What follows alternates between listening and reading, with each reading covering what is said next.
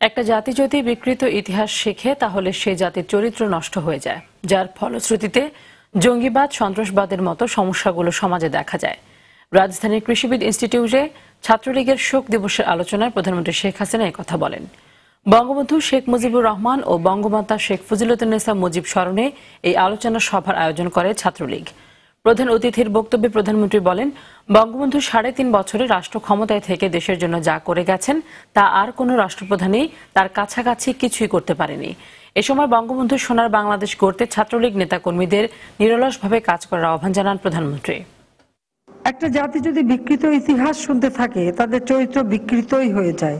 সেই বিকৃতি আমরা এখন সমাজে দেখি, যেখান থেকে জঙ্গিবাদ সন্ত্রাস উত্থান ঘটেছে, যা আজকে সমাজে করে খাচ্ছে। আমি ছাত্রলীগের নেতা কর্মীদের একটা কথাই বলবো, যে ছাত্ররা লেখাপড়া শিখবে, উপযুক্ত নাগরিক হিসেবে নিজেদের গড়ে তুলবে। কারণ আমি ছাত্রদের হাতে কিন্তু কাগজ কলম তুলে দিয়েছিলাম।